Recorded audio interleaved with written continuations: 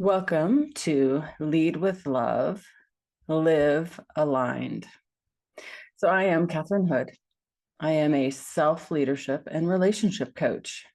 This podcast is a space for you to possibly break the rules that we've been taught, that we've been conditioned, that we've been told how to do things.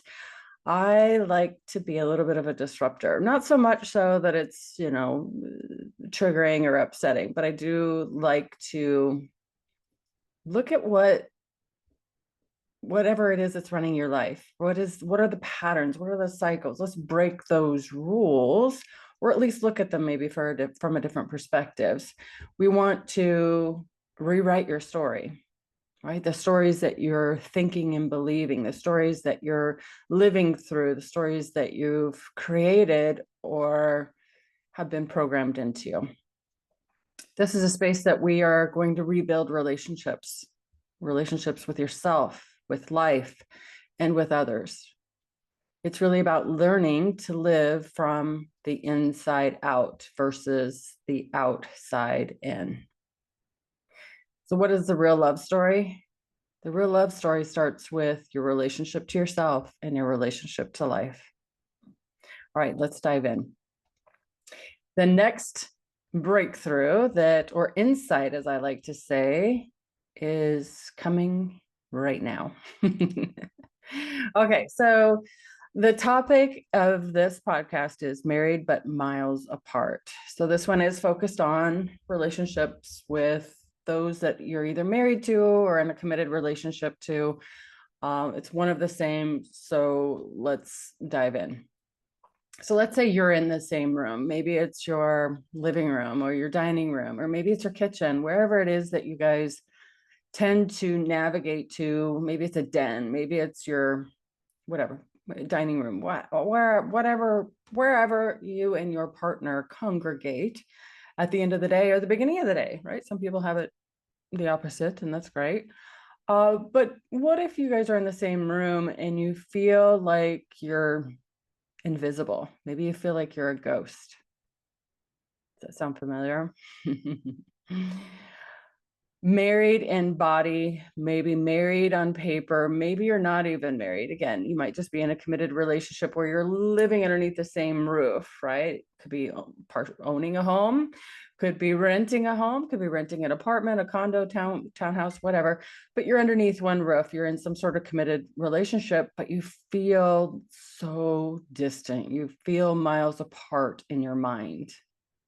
You feel miles apart in the stories that you've created in your mind. You feel miles apart in your heart, your soul, your spirit. All right, you're not crazy. You're not broken. They're not crazy and they're not broken either. And I want to tell you that you're not alone. There are lots of people that are in this same predicament and they don't know how to shift it. It is simple.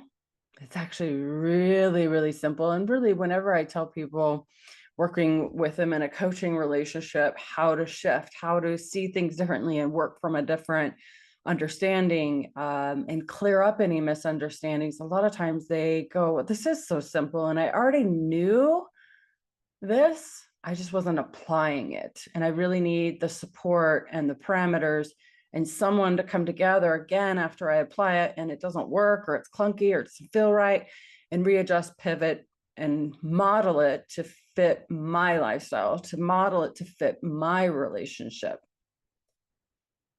And what I find is working with individuals and sometimes groups, sometimes spouses. When I work with individuals and groups and spouses or partners, what I realize is oftentimes in 1 to 5 sessions, there's a huge shift. And it depends on the individual, it depends on the group, it depends on the situation, depends on how open they are or how resistant they are. What I noticed is that we might focus in and hone in on the relationship, but what really happens is there's a change in their entire life. There's a change in their energy. There's a change in their mood. There's a change in their well-being. There's a change in their health. right? Their blood pressure, their cortisol all starts to normalize. Their thyroid starts operating in a great way, right? Everything starts humming and working as it should. Sleep becomes easier. All right, so in this podcast, we are going to unpack what it really means to be in a relationship, in a committed relationship, and feel miles apart. And what's more important than that?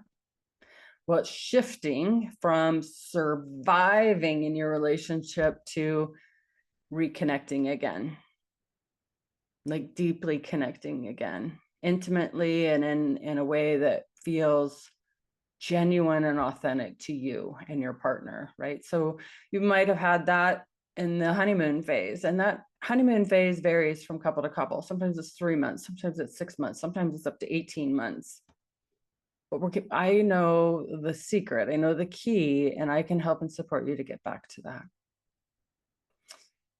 So you can love someone and still feel at the same time, feel painfully lonely with them in the room, in the same building, in the same domain.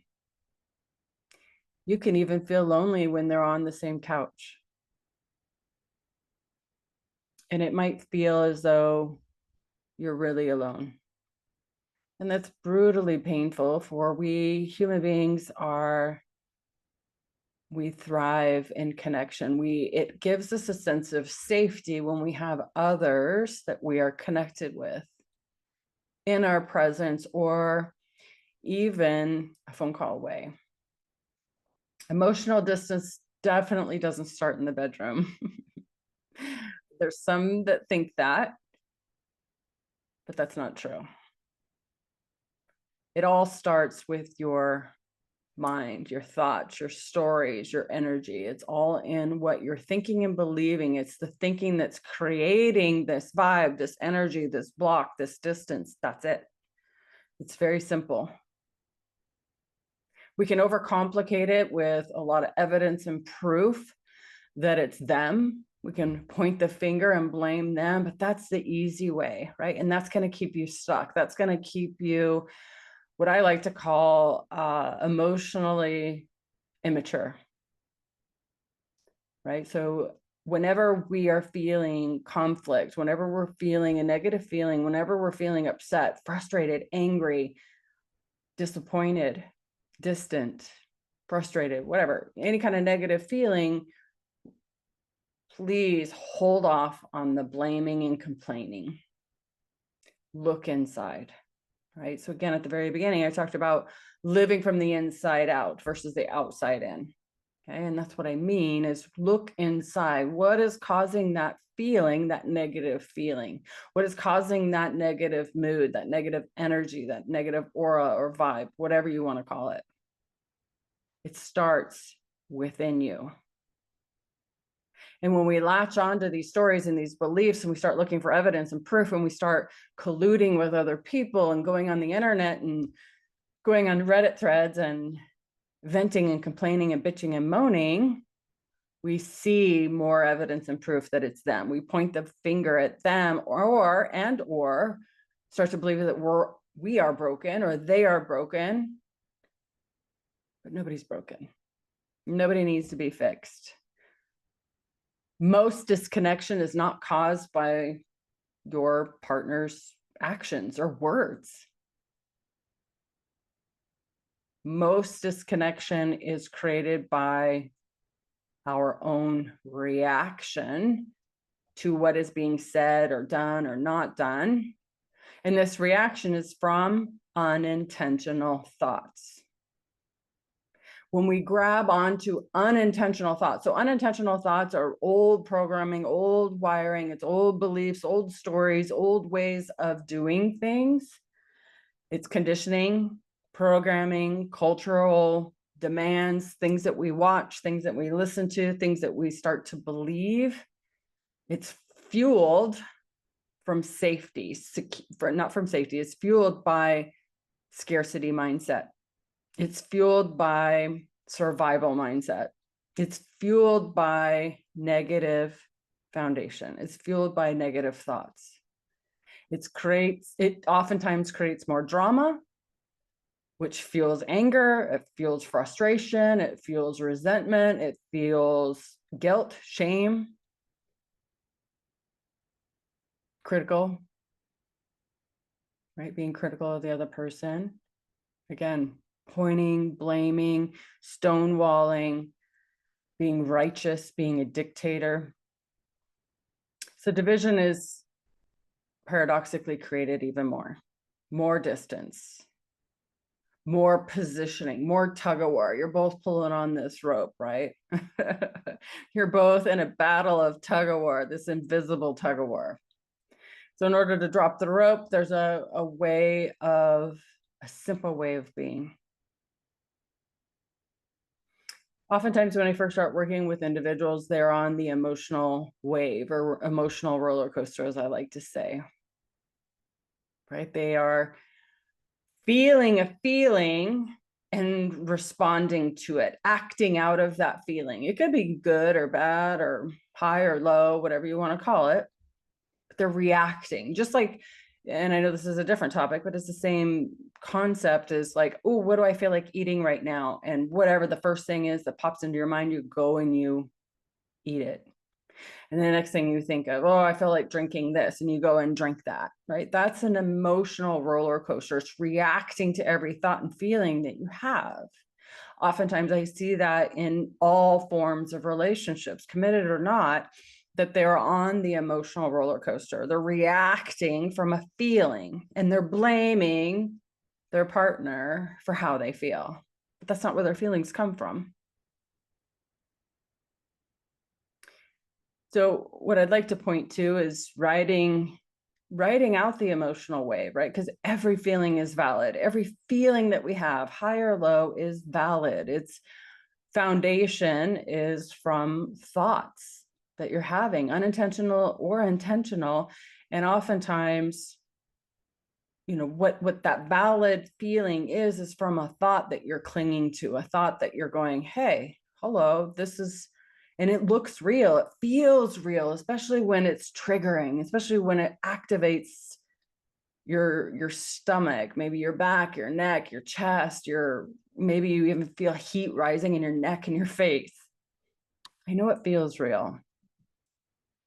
It's keeping you safe. Your body, your brain, your nervous system, your mind, they're all working in tandem to protect you, to protect your convictions, to protect your well-being, your life, your convictions, your beliefs, right? So your body is having a visceral reaction to the thoughts.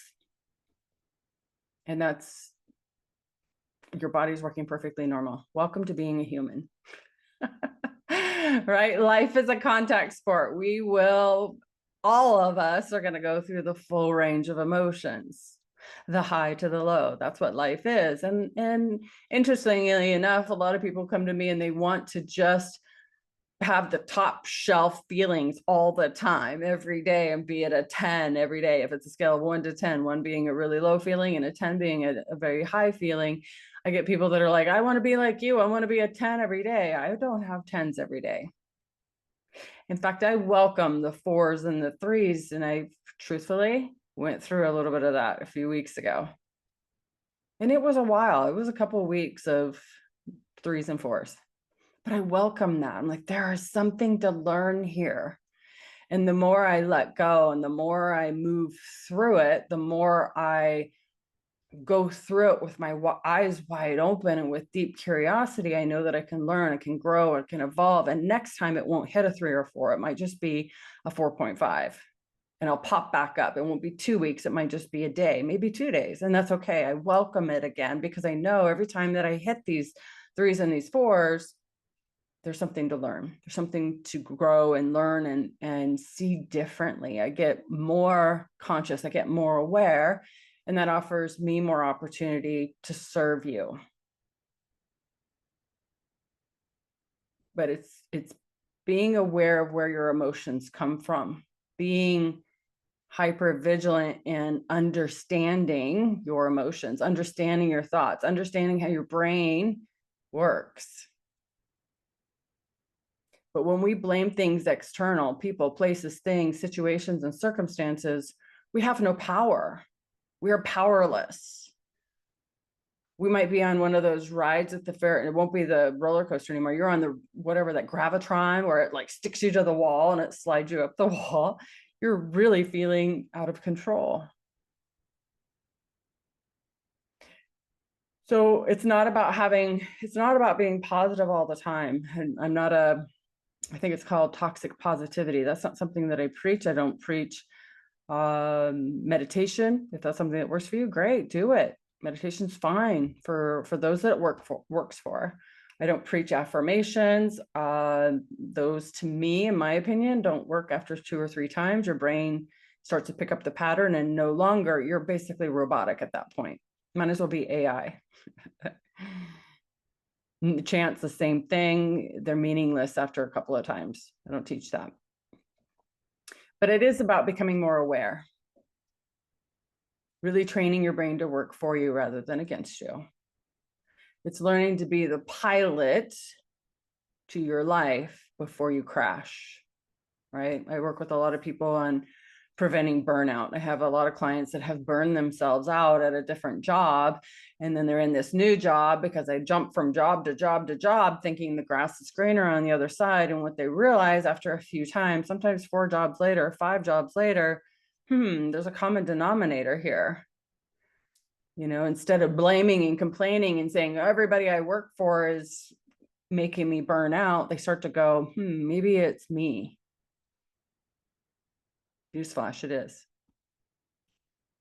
So if you're wanting to be the pilot of your life and train your brain to work for you and create a life that you love, it really takes someone like me to hold your hand and empower you to make clearer, better decisions, create a new map, a new direction, give you a different compass, give you a different GPS coordinates. So you are not dependent on me. That's codependent on me is not my paradigm. My paradigm is to teach you the skills to navigate, to cope, to go through your life with strength, courage, bravery, to keep challenging your comfort zone, to keep expanding, to keep opening up doors and seeing more opportunities and growing and learning and evolving. It's beautiful. If you're open to it, there's such richness in this life that you might be overlooking or missing out on because you're blaming and complaining and believing that everything outside of you is the cause of your low feeling, your low mood, your dissatisfaction with life. So those that are depressed, they have the inability to create happiness. They don't know how. They don't know where happiness comes from. They don't know where any of their feelings come from. So by having emotional awareness is being able to decipher, be suspect, to be aware, and intentionally choose thoughts that serve you, that are in alignment with your values, your morals, your principles. It's really being in the driver's seat of your bus. And again, all your feelings are valid. Feelings are awesome. They're all alerts, they're all alarms. That's all they are. They don't mean anything about you or anyone else. You're all human. Every thought is there to serve you and protect you in some way. Oftentimes, the voices, the thoughts that are most rich, that have the greatest wealth of knowledge and wisdom, are the quieter ones.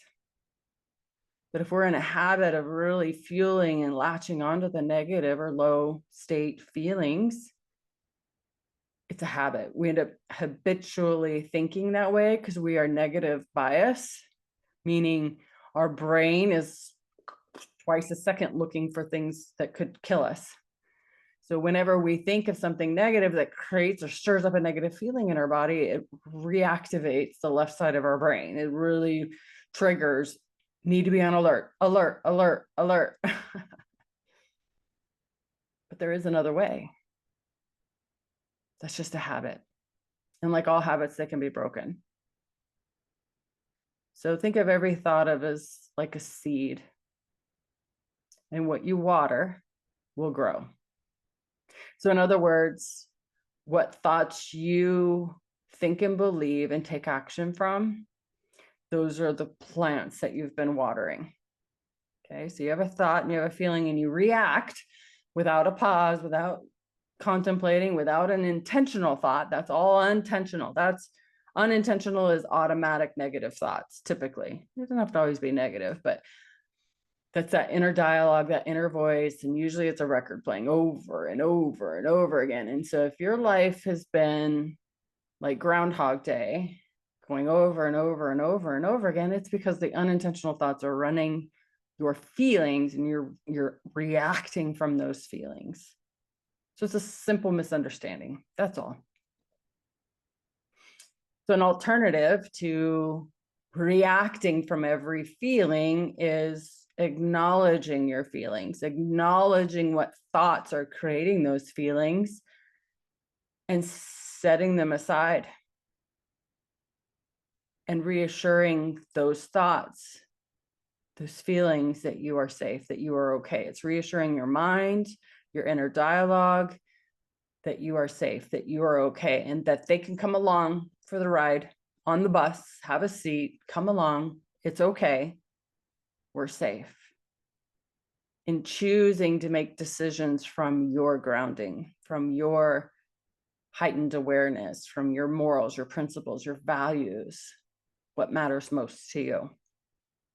But if we grab onto every thought that we have and believe it and take action from it, oftentimes what ends up happening, especially when they're all negative and fear-based and survival-based, your world is going to keep shrinking, shrinking, shrinking, shrinking. And slowly you're going to erode away into isolation. Like you're going to go out with friends less. You're going to say no to things. You're going to ghost people or ghost things. You're just going to wallow around in self-pity and martyrism. And you won't even know it. Like I'm probably saying these words and you're probably going, oh, that's not true. That's not true. I'm not a victim. I'm a victor. Do you have another set of eyes that are watching your thoughts and behaviors? That's what a coach does, right? The clients come to me and say, I don't want to do this pattern anymore. So in order to disrupt that pattern, I have to get clarity on what you're thinking and believing before, during, and after that action that you're not wanting to do anymore. And you have to have awareness. You have to have clarity on that. So we have a conversation about it. When you have the courage to see what patterns you're naturally, automatically doing from old programming, old wiring, when you see it, you'll have this aha moment or this insight and go, I know exactly what to do. That's what I help you through. So when we change that root thought, right, we might change it, we might alter it, we might reframe it, we might be gentle and kind to it, right? We don't want to guilt or shame or get upset or frustrated with any thoughts because they get bigger, they get sneakier, they end up being all consuming and can alter, it can make things worse. Let's just put it that way. So when we change the root thought, your feelings follow and your actions follow, and the outcome changes from what you've done in the past. So we are all thinking, feeling beings. You know, we're all born with this beautiful gift that we call thought. That's how we experience our reality. That's how we experience everything. That's how we create images in our mind of what it's going to be like on vacation, or what it's going to be like going to town today and going on a walk, or going on a nature walk next Wednesday. Or we have this imagination. It's all thought. We are given this gift of thought, and some people are misusing that gift, not purposely, unintentionally. So we can use this gift that we are given to empower us, or create more heartache, more distance in our relationship, more pain, more suffering, more health problems. But when we understand how thought creates our life, and we get deep appreciation and gratitude for this gift that we are given, it has a tremendous impact on how we experience everything. Some of us are unintentionally abusing it and creating a heck of a lot of mental and emotional suffering, and sometimes physical, a lot of times physical. A lot of times it erodes away at the physical, right? So those of you that are just mentally exhausted at the end of the day and you're tired and you come home and your partner is there, and maybe that's what's creating the distance. You know, you're just mentally and emotionally, physically exhausted when you get home because you're not using that gift of thought to its fullest at work. Maybe you're thinking your work is stressing you out. Maybe you're thinking your partner is stressing you out. Maybe you're thinking and believing that life is happening to you. That is exhausting. That's burdensome. That's a lot to carry. It's very heavy. It's very isolating feeling. There's a way out. It's very simple. What you're stuck in is a habit. That's it. And we can break all habits. All right. So I want to go deeper into this loop, right? The concept that I'm kind of surface level talked about just now, but I want to go deeper at what thought, feeling, action, and outcome the loop is, right? This is a loop that we're doing a million times a day, probably more, without realizing it. And that's the cool thing about it is you can, when you slow down, not physically, but when you actually become conscious and aware of this loop and everything that you do, you can apply it to those things that are what some people usually say harder, right? People come to me and think, oh, Catherine, or say that relationships are hard. No, they're not. You're making it hard by thinking it's hard. You're believing it's hard, so it will be hard. Relationships are actually really easy when you understand the thought, feeling, action, outcome loop. So the thought, the first step to the loop is two steps, really. It could be one or two, right? It's the unintentional thoughts, which are the automatic fast thoughts, ego-driven usually, often based in fear or old wounds or traumas or events. They're old wiring. It's from an old, outdated blueprint, right? It could be created from your childhood, from books you read, movies you watch, music you listen to. It could be learned behaviors or patterns from the playground back when you were a kid. It's old conditioning, old programming, old rules, pressures, societal demands, cultural demands, all the things. So unintentional thoughts are usually what I like to call bubble wrap around us, right? These are automatic thoughts that we can't control. We can, no amount of coaching is going to control unintentional thoughts. I do know the secret in how to make them quieter and make peace with them and befriend them. Yes, absolutely. Intentional thoughts. So again, the loop is thoughts, feelings, actions, outcome. Now there are two different types of thoughts, the unintentional and intentional. So that's the first part of the loop. Intentional thoughts are really those that you choose. These are thoughts that you choose consciously. These are thoughts that you choose out of your awareness, from your values, from your morals, from your principles, from your beliefs, whatever is very important to you. Mythology, maybe it's even from your faith or spirituality. Things that are your simple definition or rules that guide you in your life. These are intentional, oftentimes not unintentional until they've been done on repeat like 3,000 times, right? All right, so feelings, the second part of the loop, is they follow your thoughts. They follow the stories that you're thinking and believing. And again, every feeling is valid. Everybody's feelings are valid. Please use that statement with your friends, your family, your partner. Your feelings are valid. They are. It's not saying they're right or wrong. Their feelings are valid because what they are thinking and believing in that moment is valid. Simple. All right, next step on the loop, second to last, is the action.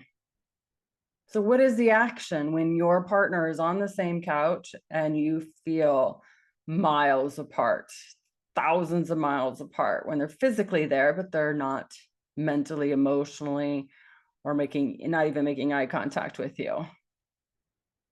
So what is the action? Do you sulk? Do you sigh? Do you lash out? Do you make fun of them? Do you withdraw? Do you overfunction? Do you throw things? Do you shut down? Do you close off? Do you avoid? What's your flavor? So whatever you're doing out of the feeling, right? So you have a thought, intentional or unintentional, then you have a feeling. And usually that's what people do, is they jump on that feeling and they take action from that feeling. And that's old wiring, old ways of doing.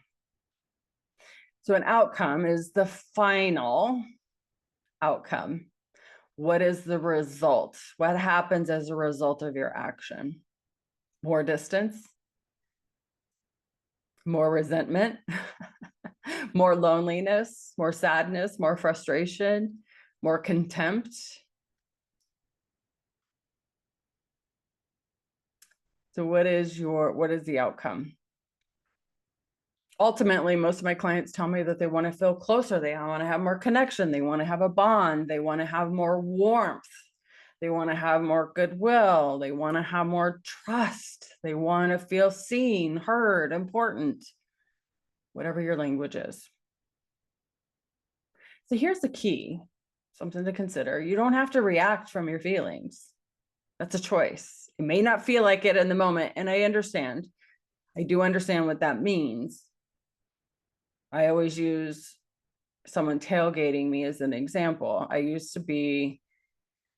get really triggered really easily from people tailgating me.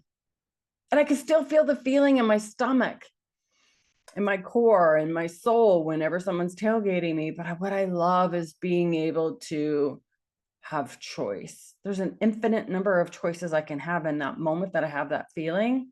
And it's so mild now. It's like so little, very, very little. And what I love is I usually smile and I'm like, I know what to do. And usually it's pull over. Usually it's let them by. Usually it's turn my blinker on like I'm going to turn and they usually fly by me or whatever. Like it feels like it gives me a greater sense of control than getting upset or getting angry or getting frustrated, because the result, the outcome could be really, really bad. It could end up being an accident. It could end up being, who knows, right? A lot of bad things could happen. I won't say them. But it is a choice to react from a feeling that is a trigger, if you will, or a negative feeling, any kind of feeling. See that you have more choice. See that you have an infinite number of choices, and you'll feel lighter and freer. So when you can learn to observe your thoughts and your feelings, I always think of it as like an outside body experience. When you get really good at this and you have lots of practice in it, like learning a new language or learning a guitar or learning how to ride a bike or learning stick shift or learning how to drive a dozer, all these things take time and practice.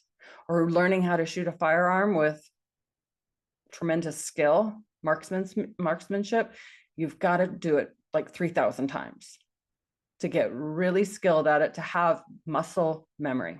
Same thing with your feelings, with a trigger, with a negative feeling. Every time you react from a negative feeling, it gets stronger, it gets bigger, because your brain goes, oh, that worked, that saved my human, that protected my human.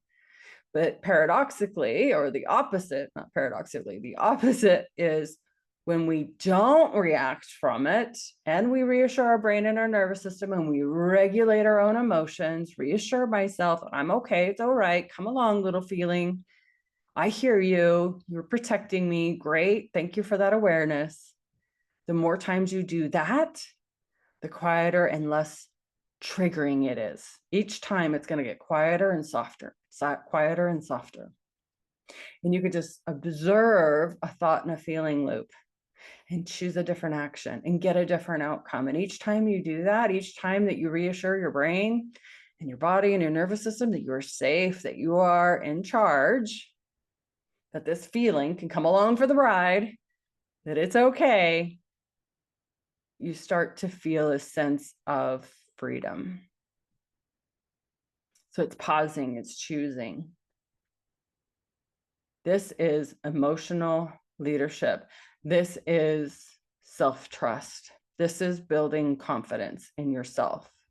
This is using wisdom to guide your decisions. This is operating from an alignment. All right, so quick metaphor. When we react from every single thought that we have without awareness, without conscious awareness, it's like, and I was going to grab my snow globe from the other side of the house. It doesn't have a lot of stuff in it though. So I knew if I shook it, it may not even be visible on the camera. But if we react to every thought, it's like a snow globe, right? Just imagine that I have a snow globe in my hand and I'm shaking it and it's completely, you can't see anything in it. It's a snowstorm, or maybe it's lots of glitter or whatever the flakes are. You can't see through it anymore. That's a busy mind. That's thinking, that's reacting from a negative trigger or a negative feeling. But a quiet mind, one that feels free, feels lighter, and allows you to operate from your values, your morals, your principles, your paradigms, your understanding, whatever it is. A quiet mind is letting the snow globe settle, letting the flakes, letting the glitter come to a rest. We don't fix people. We don't change people from a negative feeling. We don't change or fix what it feels like sitting on that couch next to someone from fear, resentment, anger, frustration. It's very destructive to operate from, I wish you were different. I wish you would say things different. I wish you would do things better. How that lands is they feel like they're broken. They can't do anything. They're not appreciated. They're not seen. They're not heard. They're not valued. And when that happens, that rises another human being's insecurities, and then they end up being sloppy. They end up being really messy and probably making more mistakes. And oftentimes it pushes them into whatever coping strategy works for them. And that could be a number of things that oftentimes creates more conflict and challenges in a relationship. But consider what it feels like when you're being constantly judged, constantly ridiculed, constantly told what to do, how to act, what to wear, what to say, how to behave, how to be a better partner. It really lands for them is that they're not good enough and they're going to seek refuge somewhere else. And that might be an emotional affair. That might be many other things. More alcohol, more drugs, more shopping, more gambling, whatever it is, that's their coping strategy. So when we let the snow globe sit and settle, in other words, let our mind quiet down before we respond to whatever's going on, right? With them on the other side of the couch, scrolling on their phone, playing games, ignoring you. That's your story. That thought right there, they're ignoring me, is creating a negative feeling in your body. So what's another way to look at that? All right, let's do a hypothetical story and then I'll close out this episode. You know it, Sarah and John. Here we are, back with Sarah and John. All right, so it's 8:42 p.m. The TV is playing. They're in the living room. They're on the couch together. Something is playing on the TV that neither one of you are watching. So Sarah, or let's say Sarah and John. Sarah and John are not, neither one of them are watching it. They're on the couch together. John has his headphones in, right? He's listening to maybe a basketball game or football game, whatever sport he's into, tennis. Sarah's on the couch and she's also on her phone. And she's scrolling through social media. No words, no connection. They're in the same room. They're present, but no presence. So let's say Sarah's busy mind goes and looks at him, looks up from her phone. And remember, look at what behavior she's modeling. She's on social media. She's on her phone too. So that in John's mind, probably he believes that's acceptable behavior. She's doing it, so I'm going to do it. Right? It doesn't matter who did it first, right? Let's not point fingers and blame Sarah or John. Nobody is better or worse in this situation, but her first thought, her initial thought is he'd rather play games and talk to me and spend time with me. I guess that I don't matter. Okay, so that's her unintentional, automatic, busy mind thought. Her snow globe is fully shaken. What feeling comes from that thought? If she grabs onto that thought, believes it, gets wedded to it, she's going to believe that she's invisible, unimportant. And she's going to become irritated, frustrated. The action she might take is slam her phone down, let out a big passive aggressive sigh,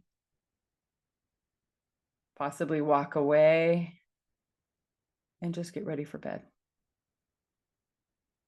John might think, what is her problem now? I can't do anything right. So what is the outcome in this scenario with John and Sarah? More resentment, going both directions, right? They're both on playing tug of war with resentment. I can't do anything right. He can't do anything right. I can't do anything right. What's going on? Total disconnect. And it grows. Both go to bed feeling misunderstood. Both of them go to bed feeling alone. Both of them feel frustrated. Both of them part ways, will go to sleep. Then the next day, probably vent to their friends, vent to their coworkers, get validated in their story, which I call colluding. When we go and tell our friends all the negative things, well, of course, their friend is going to go like, yeah, I'd feel mad too, because that's all they're hearing. They're hearing a very tiny fraction of the story. And then if it's Sarah that's doing it, then people start to build this perception of John, that John is always on his phone on the video game. Is that true? Yeah, maybe. We don't know. But then people start building this perception that that's all John does and John's lazy. So they're going to validate Sarah. Why are you with that loser? Oof, it's rough. All right, so let's change the scenario. So same situation. They're on the couch, but Sarah's going to operate from a still, quiet mind this time. She's going to have intentional thoughts. So she's still going to have that one thought that she has. So it's 8:42 p.m. They're both on the couch. There's a show playing. They both have their phone. She has her initial thought, look at him. He'd rather play his games and talk to me. I guess I don't matter. And she realizes, yeah, that could be true. But I want to feel connected. I want to feel kind and compassionate and empathetic. I want to feel light. So I'm going to intentionally think, I really miss spending time with my husband.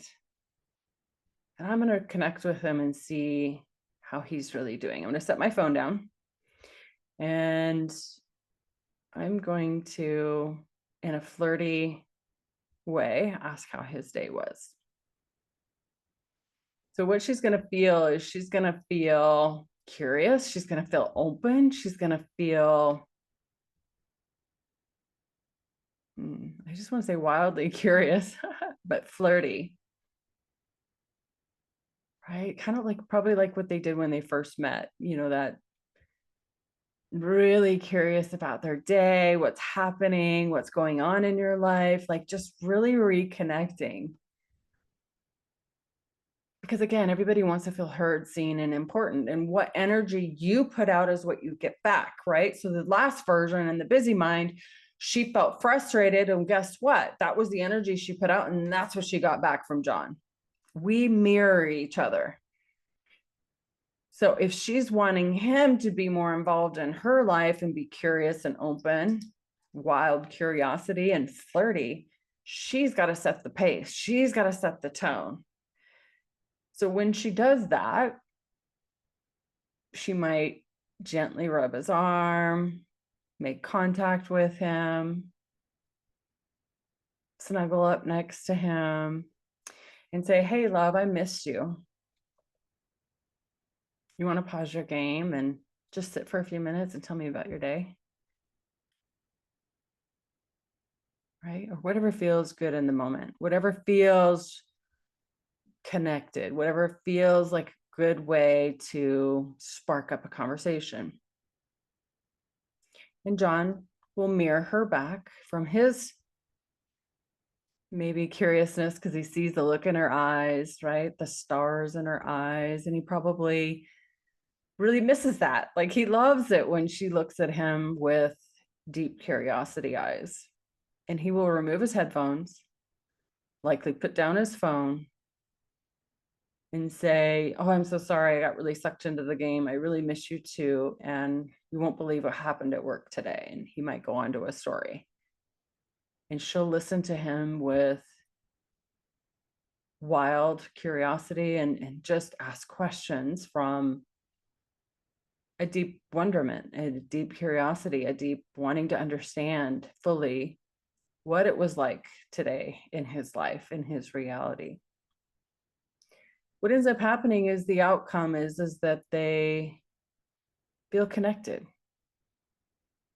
right? It doesn't have to be, it's not complicated. It's very simple.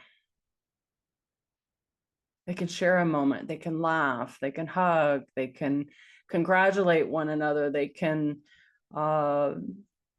maybe he needs some advice from her on how to navigate something that is going on at work, or maybe he really wants to share something in his promotion that's upcoming, or maybe he has other things that he wants to share.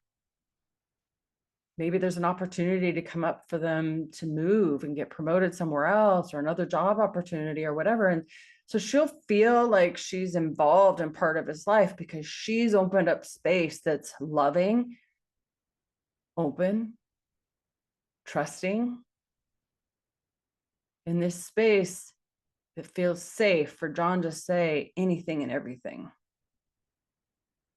And oftentimes when we come from love versus fear or anger or resentment, when we come from love, people feel safe. They feel drawn in. They feel willing and open to share. So it's the same couch, same scenario, two totally different realities. One of the realities created more suffering, created more distance, created more friction, created more resentment, both ways, right? We mirror each other. The other one took someone to take leadership, to take the first step, to make a brave move, to listen to an unintentional thought and choose an intentional thought that shifted the energy on the couch. It's a loving nudge. It's a loving igniting of connection. So closeness isn't created by more time together. Closeness is created by intentionally thinking and believing and being grounded in how you want to feel. I know you don't want to feel frustrated. I know you don't want to feel angry. I know you don't want to feel resentment. So how do you want to feel? Are you able to tell me how you want to feel? Because if you're not able to say it clearly where it paints a picture for me, you won't be able to create it live in the moment. So it's very, very imperative to practice hearing unintentional thoughts and creating intentional thoughts that lead to an outcome in your relationship, in your partnership, that builds connection, that moves you close together. All right. So the question I'm going to ask you to put in the comments, because I want to hear from you guys. So what is a thought you often have that leads you to feeling emotionally alone? All right. So reflect back on the John and Sarah story. What thought have you had recently or in the past that leads you to feeling emotionally alone, even though they're in the same room? All right. So if this resonates with you, feel free to tag somebody, share this with someone. And if you're ready to get unstuck mentally, emotionally, or physically in your relationship to yourself, life, or others, I'd be honored to work with you. You can text the word ready to 509-800-7264. All right, let's connect. And I'd love it if you'd share this. And again, I'm here for you. Let me know what your thoughts are, what you heard. If you heard something different today, I always say, listen to these with the intention to learn something new. So hopefully you learned something new. I would love to know what that is. Share it with me. And if you have any questions as well, feel free to put it in the comments. All right. Thank you guys. Bye.